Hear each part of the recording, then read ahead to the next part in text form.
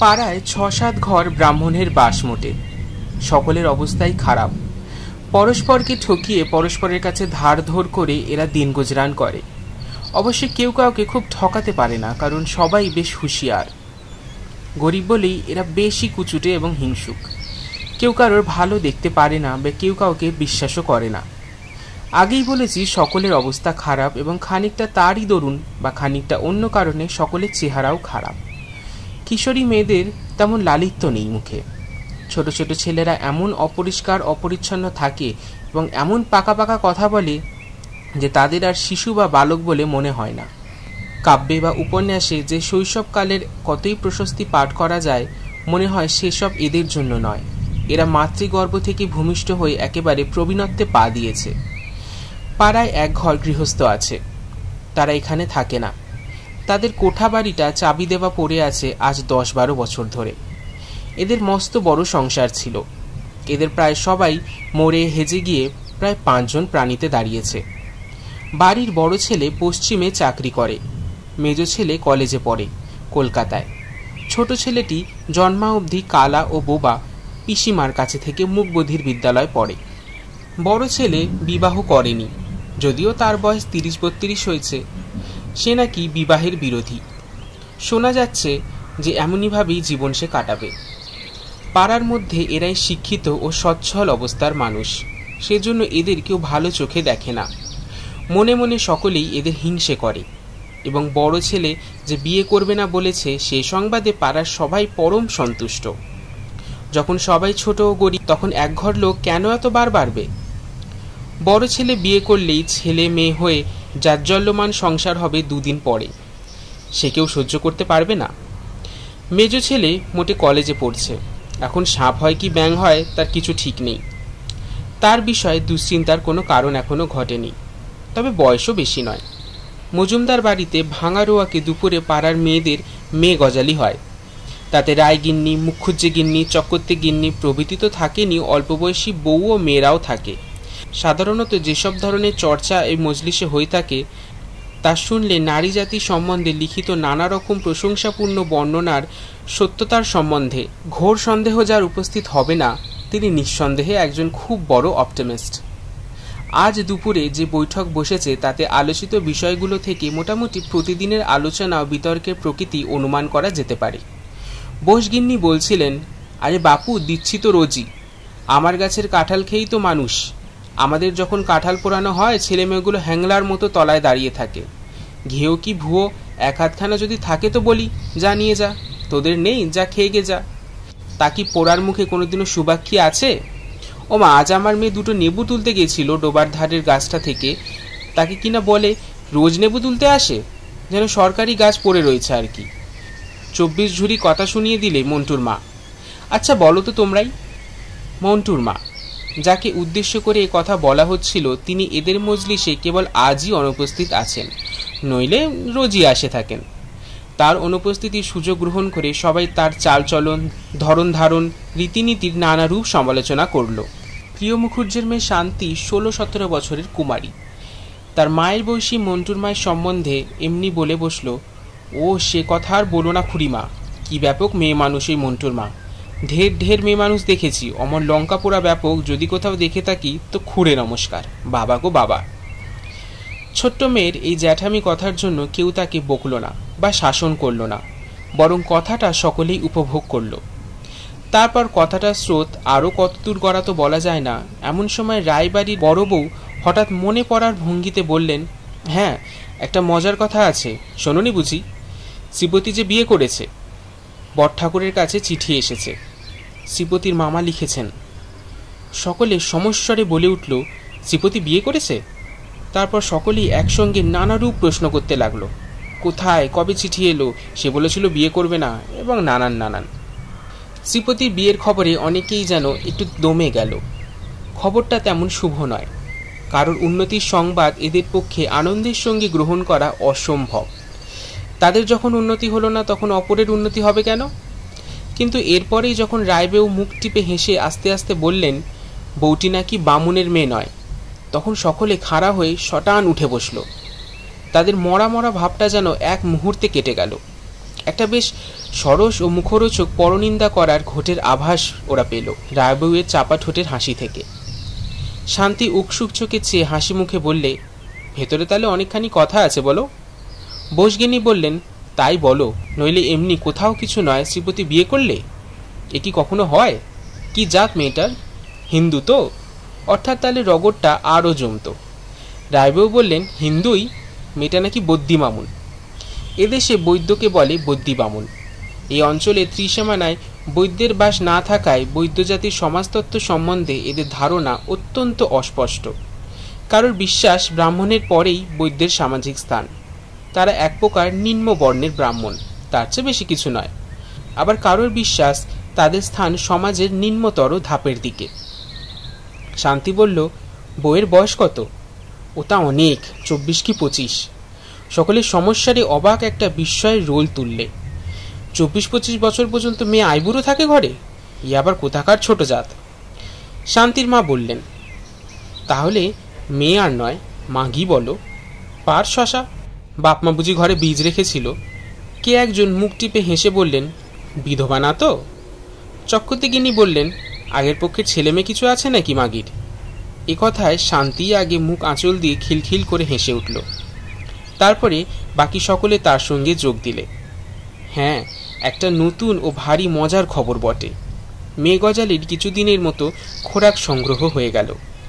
আম চুরি কাঁঠাল চুরির গল্প একটু একঘেয়ে হয়ে পড়েছিল। ঠিক পরের দিনই এক অপ্রত্যাশিত ঘটনা ঘটল। শ্রীপতির মেজ ভাই উমাপতি গায়ে এসে বাড়ির চাবি খুলে লোক লাগিয়ে ঘরদোর পরিষ্কার করতে লাগলো। তার দাদা বৌদিকে নিয়ে শিগগির আসবে এবং কিছুদিন নাকি গায়েই বাস করবে। বৌদিদি পাড়াগা কখনো দেখেননি। গ্রামে আসবার তার খুব আগ্রহ। তার দাদাও কলকাতায় বদলি হওয়ার চেষ্টা করছে। মেয়ে মজলিসে সবাই তো অবাক। শ্রীপতি কোন মুখে অজাতের বউ নিয়ে গায়ে এসে উঠবে? মানুষের একটা লজ্জাসরম মতো থাকে। করেই ফেলেছিস না হয় একটা অকাজ। এসব কি খ্রিস্টান কাণ্ড কারখানা? কালে কালে কি যে হলো। আর সে বুদ্ধি মাগিটারি বা কি ভরসা? ব্রাহ্মণদের মধ্যে ব্রাহ্মণ পাড়ায় বিয়ের বউ সেজে কোন সাহসে আসবে? শ্রীপতি অবশ্য বউ নিয়ে পৈতৃক বাড়িতে আসার বিষয় এদের মত জিজ্ঞাসা করেনি। একদিন একখানা নৌকা এসে গ্রামের ঘাটে দুপুরের সময় লাগলো এবং নৌকা থেকে নামলো শ্রীপতি, তার নববিবাহিতা বউ, একটা ছোকরা চাকর ও দুটি ট্রাঙ্ক ও একটা বড় বিছানার মোট, একটা ঝুড়ি বোঝাই টুকিটাকি জিনিস। ঘাটে দু একজন যারা অতবেলা স্নান করছিল তারা তক্ষুনি পাড়ার মধ্যে গিয়ে খবরটা সবাইকে বললে। তখন কিন্তু কেউ এলো না। অতবেলায় এখন শ্রীপতিদের বাড়িতে গেলে তাদের খেতে বলতে হয়। অসময় এখন এসে তারা রান্নাবান্না চড়িয়ে খাবে, সেটা প্রতিবেশী হয়ে হতে দেওয়া কর্তব্য নয়। সুতরাং সে ঝঞ্ঝাট ঘাড়ে করবার চেয়ে এখন না যাওয়াটাই বুদ্ধির কাজ। কিন্তু রাসু চক্রবর্তী আর প্রিয় মুখুর্জের বাড়ির মেয়েরা অত সহজে রেহাই পেলেন না। শ্রীপতি নিজে গিয়ে একেবারে অন্তপুরের মধ্যে ঢুকে বললে, ও পিসিমা, ও বৌদিদি, আপনারা আপনাদের বউকে হাতে ধরে ঘরে না তুললে আর কে তুলবে? আসুন সবাই। বাধ্য হয়ে কাছাকাছি 2-3 বাড়ির মেয়েরা শাক হাতে, জলের ঘটি হাতে নতুন বউকে ঘরে তুলতে এলেন।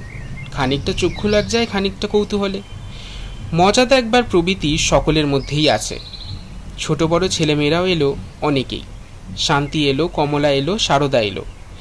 শ্রীপতিদের বাড়ির উঠোনে নিচুতলায় একটা মেয়ে দাঁড়িয়ে রয়েছে। দূর থেকে মেয়েটির ধপধপে ফর্সা গায়ের রং ও পরনের দামের সিল্কের শাড়ি দেখে সকলে অবাক হয়ে গেল।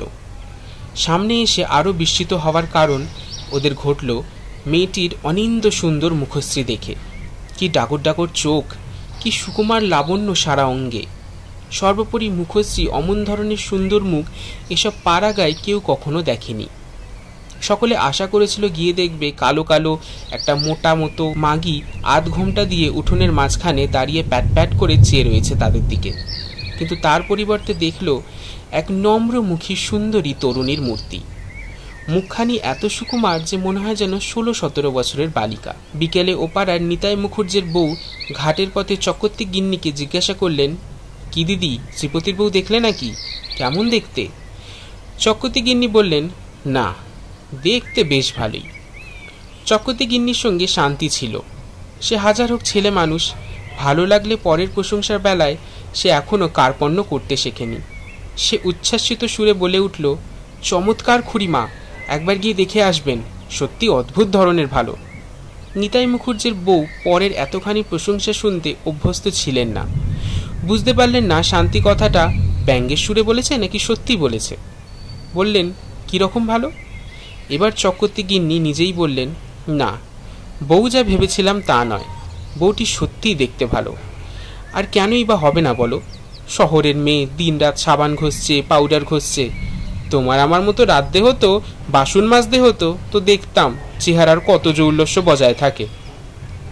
এই বয়সে তো দূরের কথা, তার বিগত যৌবন দিনেও অজস্র পাউডার সাবান ঘষলেও যে কখনো তিনি শ্রীপতির বউয়ের পায়ের নখের কাছে দাঁড়াতে পারবে না, চক্রবর্তী গিন্নির সম্বন্ধে শান্তির একথা মনে হলো, কিন্তু চুপ করে রইল সে। বিকালে এপাড়ার ওপাড়ার মেয়েরা দলে দলে বউ দেখতে এলো। অনেকেই বললে এমন রূপসী মেয়ে তারা কখনো দেখেনি। কেবল হরিচরণ রায় স্ত্রী বললেন, আর বছর তারকেশ্বরে যাওয়ার সময় ব্যান্ডেল স্টেশনে তিনি একটি বউ দেখেছিলেন, সেটি এর চেয়েও রূপসী।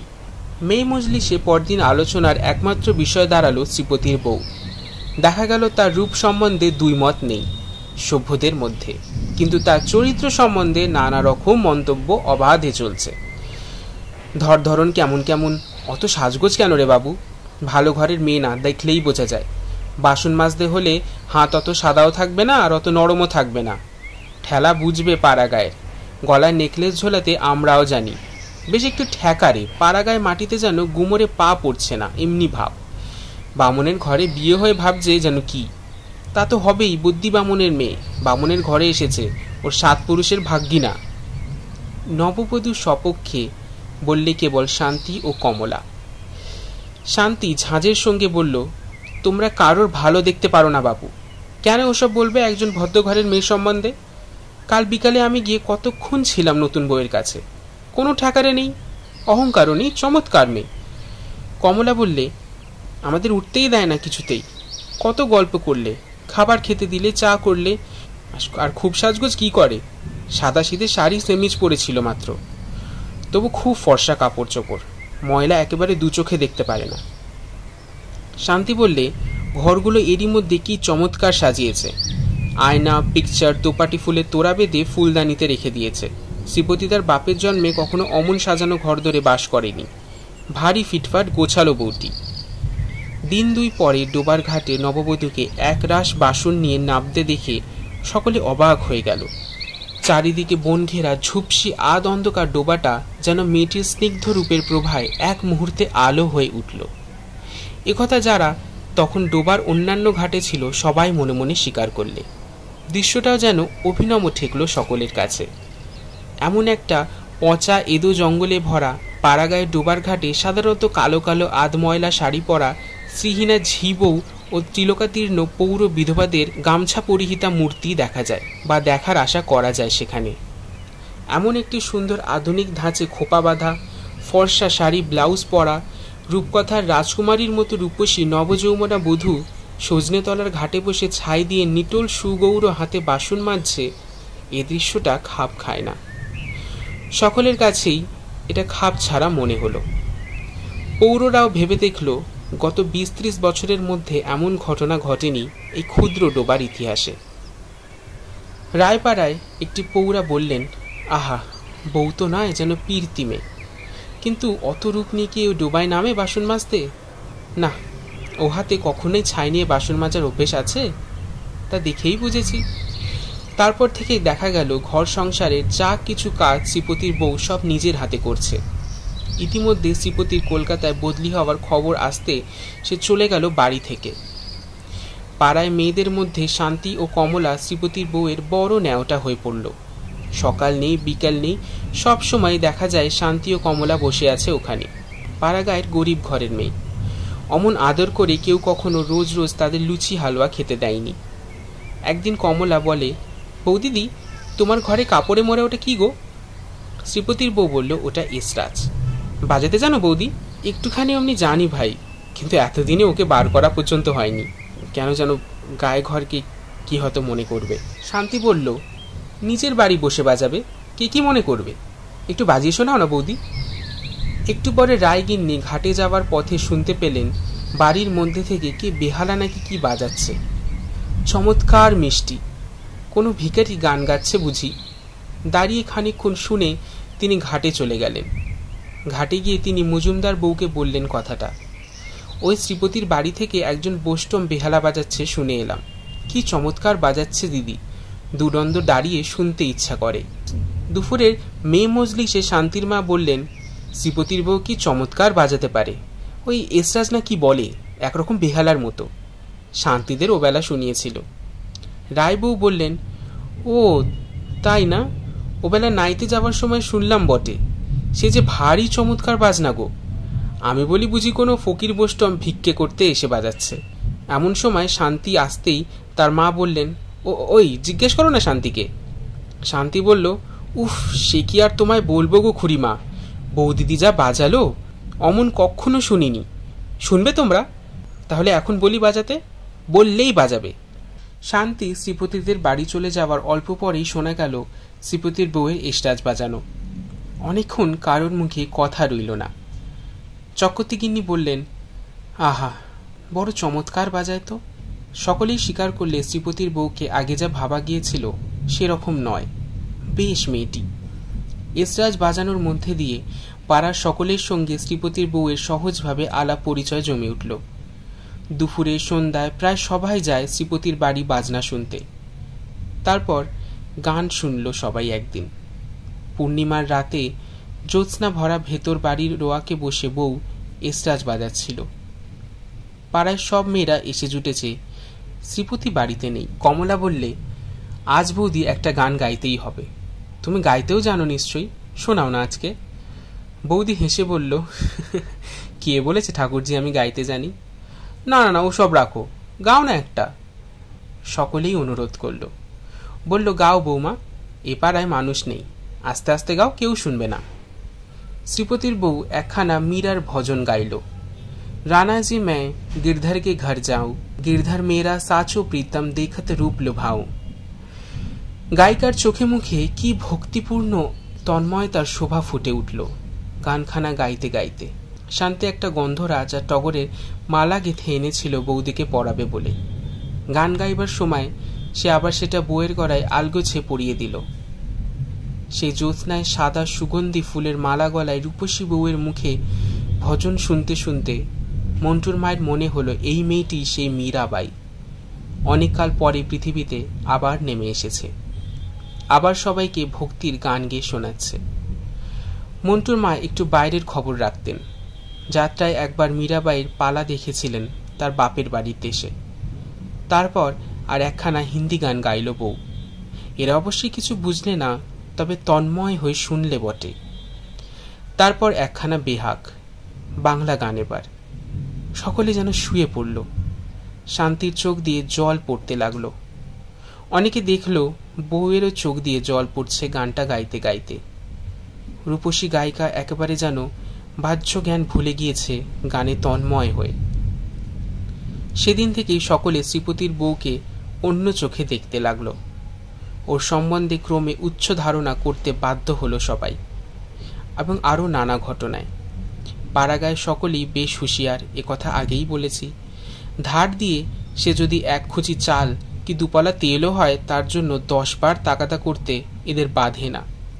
কিন্তু দেখা গেল শ্রীপতির বউ সম্পূর্ণ দিলদরিয়া মেজাজের মেয়ে। দেবার বেলায় সে কখনো না বলে কাউকে ফেরায় না, যদি জিনিসটা তার কাছে থাকে। একেবারে মুক্ত হস্তে সে বিষয়, কিন্তু সে আদায় জানে না, তাগাদা করতে জানে না। মুখে তার রাগ নেই, বিরক্তি নেই, হাসি মুখ ছাড়া তার কেউ কিচ্ছু কখনো দেখেনি। শ্রীপতির বউয়ের আপন পর জ্ঞান নেই, এটাও সবাই দেখল। পাশের বাড়িতে চক্রবর্তীগিন্নি বিধবা। একাদশীর দিন দুপুরে তিনি নিজের ঘরে মাদুর পেতে শুয়ে আছেন। শ্রীপতির বউ এক বাটি তেল নিয়ে এসে তার পায়ে মালিশ করতে বসে গেল, যেন তার নিজের ছেলের বউ। চক্রবর্তীগিন্নি একটু অবাক হলেন প্রথমটা। পাড়াগায় এরকম কেউ করে না, নিজের ছেলের বই করে না তো অপরের বউ। এসো এসো মা, থাক থাক, তেল মালিশ আবার কেন? তোমায় এসব কে করতে বলেছে? পাগলি মেয়ে। এই পাগলি মেয়েটি কিন্তু শুনল না। সে জোর করেই বসে গেল তেল মালিশ করতে। মাথার চুল এসে আগোছালোভাবে উড়ে এসেছে মুখে। সুগৌর মুখে অতিরিক্ত গরমে শ্রমে কিছু কিছু ঘাম দেখা দিয়েছে। চক্রবর্তীগিন্নি এই সুন্দরী বউটির মুখ থেকে চোখ যেন অন্যদিকে ফেরাতে পারলেন না। বড়ই স্নেহ হলো এই আপন পর জ্ঞানহারা মেয়েটির ওপর। ইতিমধ্যে কমলার বিয়ে হয়ে গেল। শ্বশুরবাড়ি যাওয়ার সময় সে শ্রীপতির বউয়ের গলা জড়িয়ে ধরে কেঁদে বলল, বৌদিদি, তোমায় কি করে ছেড়ে থাকবো ভাই? মাকে ছেড়ে যেতে যত না কষ্ট হচ্ছে তত হচ্ছে তোমাকে ছেড়ে যেতে। এই এক ব্যাপার থেকেই বোঝা যাবে শ্রীপতির বউ এই অল্প কয়েক মাসের মধ্যেই গ্রামের তরুণ মনে কীরকম প্রভাব বিস্তার করেছিল। পুজোর সময় এসে পড়েছে। আশ্বিনের প্রথম। শরতের নীল আকাশে অনেক দিন পরে সোনালি রোদ দেখা গেল। বনশিমের ফুল ফুটেছে ঝোপে ঝোপে, নদীর চরে কাশফুলের শোভা। পাশের গ্রামের সত্রাজিৎপুরে বাড়ুজ্যে বাড়ি পুজো হয় প্রতি বছর। এবারেও শোনা যাচ্ছে মহানবমীর দিন তাদের বাড়ি আর বছরের মতো যাত্রা হবে কাঁচরাপাড়ার দলের। শ্রীপতির বউ গান পাগল মেয়ে। এই কথাটা এতদিনে এ গায়ের সবাই জেনেছে। তার দিন নেই রাত নেই, গান লেগেই আছে। দুপুরে রাত্রে রোজ এসরাজ বাজায়। গান সম্বন্ধে কথা সর্বদা তার মুখে। শান্তির এখনো বিয়ে হয়নি, যদিও সে কমলারই বয়সী। সে শ্রীপতির বউয়ের কাছে আজকাল দিন রাত লেগে থাকে গান শেখবার জন্য। একদিন শ্রীপতির বউ তাকে বলল, ভাই শান্তি, এক কাজ করবি? সত্রাজিৎপুরে তো যাত্রা হবে বলে সবাই নেচেছে। আমাদের পাড়ার মেয়েরা তো আর দেখতে পাবে না, তারা কি আর অপর গায়ে যাবে যাত্রা শুনতে? অথচ এরা কখনো কিছু শোনে না। আহা, এদের জন্য যদি আমরা আমাদের পাড়াতেই থিয়েটার করি। শান্তি তো অবাক, থিয়েটার তাদের এই গায়ে? থিয়েটার জিনিসটার নাম শুনেছে বটে সে, কিন্তু কখনো দেখেনি। বলল, কি করে করবে? বৌদি, কি যে তুমি বলো, তুমি একটা পাগল। শ্রীপতির বউ হেসে বলল, সেসব বন্দোবস্ত আমি করব এখন, তোকে ভেবে মরতে হবে না, দেখ না কি করি। সপ্তাহ খানেক পর শ্রীপতি যেমন শনিবারের দিন বাড়ি আসে তেমনি এলো। সঙ্গে 3টি বড় মেয়ে ও 2টি ছোট মেয়ে, আর 4-5টি ছেলে। বড় মেয়ে 3টির 16-17 বয়সী হবে। সকলেই ভারী সুন্দরী। ছোট মেয়ে 2টির মধ্যে যেটির বয়স 13 সেটি অত সুবিধে নয়, কিন্তু যেটির বয়স আন্দাজ 10 তাকে দেখে রক্ত মাংসের জীব বলে মনে হয় না, মনে হয় যেন মোমের পুতুল। ছেলেদের বয়স 15-র বেশি নয় কারোর। সকলেই সুবেশ, পরিষ্কার পরিচ্ছন্ন। শান্তির মা এবং চক্রবর্তীগিন্নি তখনই সেখানেই উপস্থিত ছিলেন। শ্রীপতির বউ এদের দেখে ছুটে গেল রুয়াক থেকে উঠোনে নেমে। উচ্ছ্বাসিত আনন্দের সুরে বলল, এই যে রমা, পিন্টু, তারা, এই যে শিব, আয় আয় সব, কেমন আছিস? ওহ, কতদিন দেখিনি তোদের। রমা বলে 16-17 বয়সী সুন্দরী মেয়েটি ওর গলা জড়িয়ে ধরল। সকলেই ওকে প্রণাম করে পায়ের ধুলো নিল। দিদি, কেমন আছিস? এত রোগা হয়ে গেছিস দিদি। ওহ, কতদিন যে দেখিনি। দাদাবাবু যখন বললেন তোর এখানে আসতে হবে, আমরা তো আহিরিটলাতে মিউজিক কম্পিটিশনে নাম দিয়েছিলাম, ছেড়ে চলে এলাম। মেয়েগুলোর মুখ রং গড়ন শ্রীপতির বউয়ের মতোই। রমা তো একেবারে হুবহু ওর মতো দেখতে, কেবল যা কিছু বয়সের তফাৎ। জানা গেল মেয়ে 2টির মধ্যে রমা ও ছোট সতী এবং ছেলে মেয়েদের মধ্যে 12 বছরের ফুটফুটে ছেলে শিবু শ্রীপতি বউয়ের আপন ভাই বোন। বাকি সবাই কেউ খুড়তো, কেউ জ্যাঠতো ভাই বোন। ক্রমে আরও জানা গেল শ্রীপতি বউ এদের চিঠি লিখিয়ে আনিয়েছে থিয়েটার করানোর জন্য। পাড়ার সবাই এদের রূপ দেখে তো অবাক। এসব পাড়া গায়ে অমন চেহারার ছেলে মেয়ে কেউ কল্পনাতেও ভাবতে পারে না। 10 বছরের সেই ছেলেটির নাম পিন্টু। সে শান্তির বড় ন্যাওটা হয়ে গেল। সে আবার একটা সাঁতার দেওয়ার নীল রঙের পোশাক এনেছে। সিক্ত নীল পোশাক সুগৌর দেহে যখন সে নদীর ঘাটে স্নান করে উঠে দাঁড়ায়, তখন ঘাট শুদ্ধ মেয়েরা, বোস গিন্নি, মন্টুর মা, শান্তির মা, মজুমদার গিন্নি ওর দিকে হাঁ করে চেয়ে থাকেন। রূপ আছে বটে ছেলেটির। শান্তি দস্তর মতো গর্ব অনুভব করে যখন পিন্টু অনুযোগ করে বলে, আহা শান্তি দিদি, আসুন না উঠে, ভিজে কাপড় পরে কতক্ষণ দাঁড়িয়ে থাকবো, আসুন বাড়ি যাই। পুজো এসে পড়ল। এ গায়ে কোনো উৎসব নেই পুজোর। গরিবদের গায়ে পুজো কে করবে? দূর থেকে সত্রাজিৎপুরে বাড়ুজ্যে বাড়ির ঢাক শুনে গায়ের মেয়েরা সন্তুষ্ট হয়। ভিন গায়ে গিয়ে মেয়েদের পূজা দেখবার রীতি না থাকায় অনেকেই 10-15 কি 20 বছর দুর্গা প্রতিমা পর্যন্ত দেখেনি। মেয়েদের জীবনে কোনো উৎসব আমোদ নেই এই গায়ে। শ্রীপতির বউ তাই একদিন শান্তিকে বলেছিল, সত্যি কি করে যে তোমরা এই গায়ে থাকো ঠাকুরজি? একটু গান নেই, বাজনা নেই, বই পড়া নেই, মানুষ যে কেমন করে থাকে এমন করে। বোধ হয় সেই জন্যই এত উৎসাহের সঙ্গে লেগেছিল থিয়েটারের ব্যাপারে। শ্রীপতিদের বাড়ির লম্বা বারান্দায় এক ধাপে তক্তপোষ পেতে দড়ি টাঙিয়ে হলদে শাড়ি ঝুলিয়ে স্টেজ করা হয়েছে। শ্রীপতির বউ ভাই বোনদের নিয়ে সকাল থেকে খাটছে। শান্তি বলল, তুমি এত জানলে কি করে বৌদি? রমা বলল, তুমি জানো না দিদিকে শান্তি দিদি? দিদি অল বেঙ্গল মিউজিক কম্পিটিশনে। শ্রীপতির বউ ধমক দিয়ে বোনকে থামিয়ে দিয়ে বলল, নে নে যা, অনেক কাজ বাকি, এখন তোর অত বক্তৃতা করতে হবে না দাঁড়িয়ে। রমা না থেমে বলল, আর খুব ভালো পাঠ করার জন্য সোনার মেডেলও পেয়েছে। যতবার পয়লা বৈশাখের দিন আমাদের বাড়িতে থিয়েটার হয়, দিদি তো তার পান্ডা। জানো আমাদের কি নাম দিয়েছেন জ্যাঠামশাই? শ্রীপতির বউ বলল, আবার? রমা হেসে থেমে গেল। মহাষ্টমীর দিন আজ। শুধু মেয়েদের আর ছোট ছোট ছেলেদের নিয়ে থিয়েটার দেখবে, শুধু মেয়েরাই। সমস্ত পাড়া কুড়িয়ে সব মেয়ে এসে জুটেছে থিয়েটার দেখতে। ছোট নাটকটি শ্রীপতির বউয়ের জ্যাঠামশাইয়ের নাকি লেখা। রাজকুমারকে ভালোবেসেছিলেন তারই প্রাসাদের একজন পরিচারিকার মেয়ে। ছোটবেলায় দুজনেই খেলা করেছে, বড় হয়ে দিগ্বিজয়ে বেরোলেন রাজপুত্র। অন্য দেশে রাজকুমারী ভদ্রাকে বিয়ে করে ফেললেন। পরিচারিকার মেয়ে অনুরাধা তখন নবযৌবনা কৌশলী, বিকশিত, মল্লিকা পুষ্পের মতো শুভ্র পবিত্র। খুব ভালো নাচতে গাইতে শিখেছিল সে ইতিমধ্যেই। রাজধানী সবাই তাকে চেনে, জানে নৃত্যের অমন রূপ দিতে কেউ পারে না। এদিকে ভদ্রাকে রাজ্যে এনে রাজকুমার এক উৎসব করলেন। সে সভায় অনুরাধাকে নাচতে গাইতে হলো, রাজপুত্রের সামনে ভাড়া করার নর্তকী হিসেবে। তার বুক ফেটে যাচ্ছে, অথচ সে একটা কথাও বলল না। নৃত্যের মধ্যে দিয়ে, সঙ্গীতের মধ্যে দিয়ে জীবনের ব্যর্থ প্রেমের বেদনা সে নিবেদন করল প্রিয়ের উদ্দেশ্যে। এরপরে কাউকে কিছু না বলে দেশ ছেড়ে পরের দিন একা একা কোথায় নিরুদ্দেশ হয়ে গেল।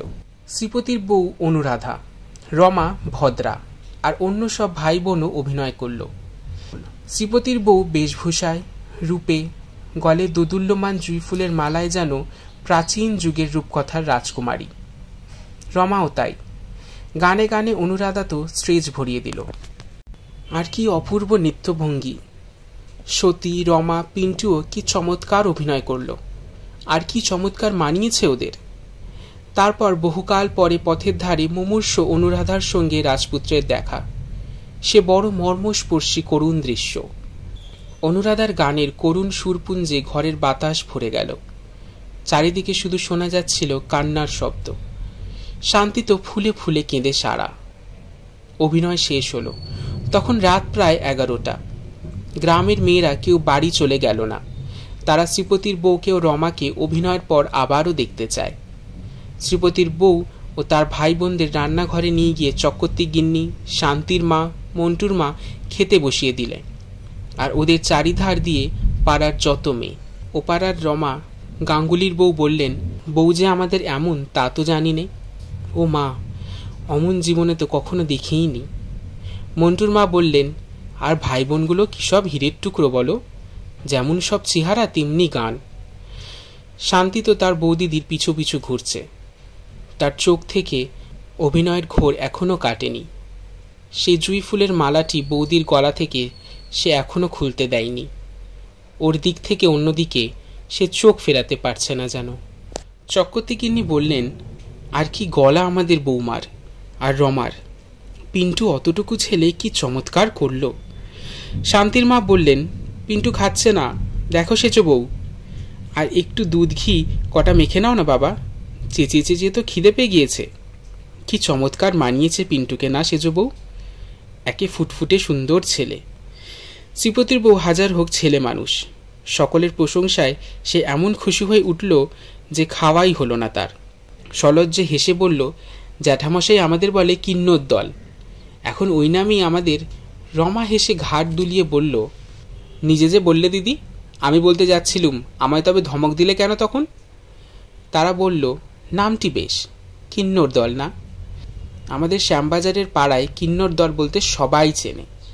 রমা বলল, কৃত্রিম গর্বের সঙ্গে, প্রায় এক ডাকে চেনে। তারপরে রূপবান বালক বালিকার দল সকলে একযোগে হঠাৎ খিলখিল করে মিষ্টি হাসি হেসে উঠল। সতী হাসতে হাসতে বললে, বেশ নামটি কিন্নর দল না?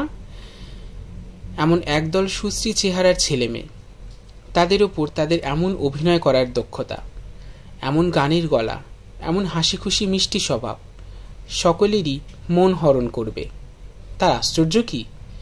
মন্টুর মা ভাবলেন, কিন্নর দলই বটে। ওদের খেতে খেতে হাসি গল্প করতে মহাষ্টমীর নিশি ভোর হয়ে এলো। শ্রীপতির বউ বলল, আসুন, বাকি রাতটুকু আর সব বাড়ি যাবেন কেন, গল্প করে কাটানো যাক। শ্রীপতি বাড়ি নেই, সে সত্রাজিৎপুরে বাণিজ্য বাড়ির নিমন্ত্রণে গিয়েছে। আজ রাতে যাত্রা দেখে সকালে ফিরবে। সেই জন্য সকলে বলল, তা ভালো, কিন্তু বৌমা তোমাকে গান গাইতে হবে। শান্তি বলল, বৌদি, অনুরাধার সেই গানটা গাও আরেকবার। আহা, চোখে জল ধরে রাখা যায় না শুনলে। শ্রীপতির বউ গাইল, রমা এসরাজ বাজালো, তারপর রমা ও তারা একসঙ্গে গাইল। একটি মাত্র 13 পাখি বাঁশগাছের মগডালে কোথায় ডাক আরম্ভ করেছে। রাত ফর্সা হলো। সেই মহাষ্টমীর রাত থেকে গ্রামের সবাই জানল শ্রীপতির বউ কি ধরনের মেয়ে। কেবল তারা জানল না যে শ্রীপতির বউ প্রতিভাশালিনী গায়িকা, সত্যিকারের আর্টিস্ট। সে ভালোবেসে শ্রীপতিকে বিয়ে করে এই পাড়াগাঁয়ের বনবাস মাথায় করে নিয়ে নিজের উচ্চাকাঙ্ক্ষা ছেড়েছে। যশের আশা, অর্থের আশা, আর্টের চর্চা পর্যন্ত ত্যাগ করেছে। তবু গানের ঝোঁক ওকে ছাড়ে না, ভূতে পাওয়ার মতো পেয়ে বসে আছে দিন রাত। তাই ওর মুখে গান লেগেই আছে। তাই আজ মহাষ্টমীর দিন থেকে নেশার টানেই এই অভিনয়ের আয়োজন করেছে। শান্তি কিছুতেই ছাড়তে চায় না ওকে। বলে, তুমি কোথাও যেও না বৌদি, আমি মরে যাব, এখানে তিষ্ঠতে পারবে না। শান্তি আজকাল শ্রীপতির বউয়ের কাছে গান শেখে। গলা মন্দ নয়, এবং এদিকে খানিকটা গুণ থাকায় সে এরই মধ্যে বেশ শিখে ফেলেছে। কিছু কিছু বাজাতেও শিখেছে। গান বাজনায় আজকাল তার ভারী উৎসাহ। শ্রীপতির বউ গান বাজনা যদি পেয়েছে, আর বড় কিছু তাকে চায় না। শান্তির সঙ্গীত শিক্ষা নিয়েই সে সব সময় মহাব্যস্ত। অগ্রহায়ণের মাসের দিকে বউয়ের বাড়ি থেকে চিঠি এলো, রমা নাকি অসুখ হয়ে হঠাৎ মারা গিয়েছে। শ্রীপতির কলকাতা থেকে সংবাদটা নিয়ে এলো। শ্রীপতির বউ খুব কান্নাকাটি করল। পাড়াশুদ্ধ সবাই চোখের জল ফেলল ওকে সান্ত্বনা দিতে এসে। শান্তি সবসময় বৌদির কাছে কাছে থাকে আজকাল। তাকে একদিন শ্রীপতির বউ বলল, জানিস শান্তি, আমাদের কিন্নর দল ভাঙতে শুরু করেছে। রমাকে দিয়ে আরম্ভ হয়েছে। আমার মনে হয় যেন শান্তির বুকের ভেতরটা ছ্যাঁত করে উঠল। ধমক দিয়ে বলল, থাক, ওসব কি যে বলো বৌদি। কিন্তু শ্রীপতির বউয়ের কথাই খাটল। সে ঠিকই বলেছিল, শান্তি ঠাকুরজি কিন্নর দল ভাঙতে ধরেছে। রমার পরে ফাল্গুন মাসের দিকে গেল পিন্টু বসন্ত রোগে। আর তার আগেই শ্রীপতির বউ মাঘ মাসে বাপের বাড়ি গিয়েছিলেন। শ্রাবণ মাসের প্রথমে প্রসব করতে গিয়ে সেও গেল।